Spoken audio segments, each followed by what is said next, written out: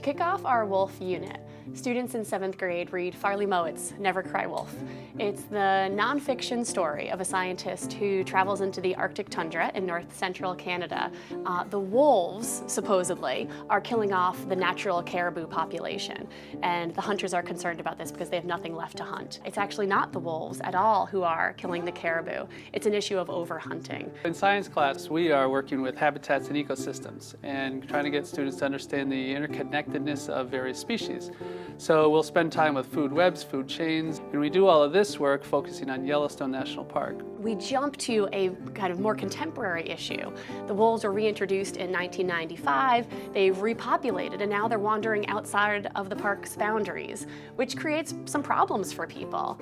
In the project, they take on a stakeholder role, where they're considering the hunter's perspective, the biologist's perspective, the wolf's perspective, someone who lives in a neighboring community, and the environmentalist's perspective. I just love this project. I really want to learn about the wolves.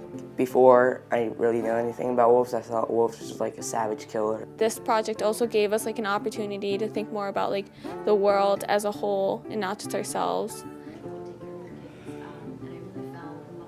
I love coming here. I always say it's my favorite day of the year, and I mean that. I think the thing that I really appreciate about the kids here is they're incredibly engaged, and they take the lessons that I teach to heart. For me, I think the reason that it's important to keep talking about that film and keep screening it is we live in a world where the environment is continually under threat, where we're losing more species and more land. And I hope the film opens dialogue and opens people's minds. They do some research and then ultimately write a speech to try to help others understand their perspective and to convince them of a way that we can work together to solve this issue of human and wildlife interacting.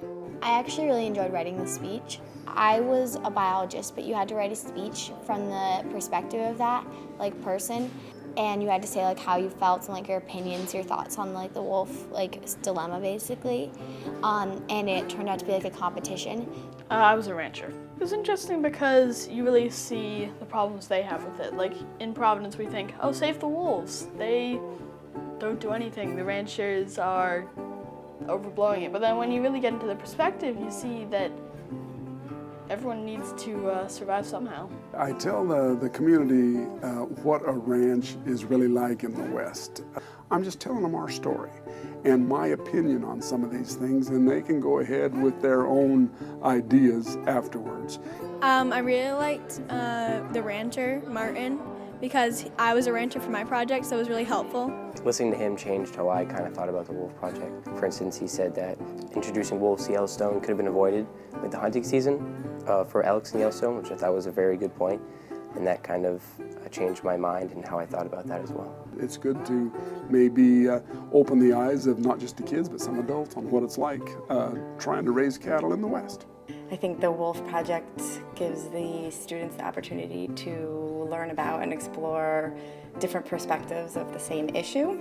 And when Martin came to speak to the students, he really taught them about a completely different way of life and his own personal experiences dealing with the wolves. It's also really interesting to see how our TRIPS program, which is sending students into the world to learn, bringing some of those resources to campus as well. So we're so fortunate enough to have the rancher come here. One of the neat connections to this whole experience is that we have taken 5 summer trips during the course of the last 6 years to Yellowstone with 7th, 8th, and 9th graders.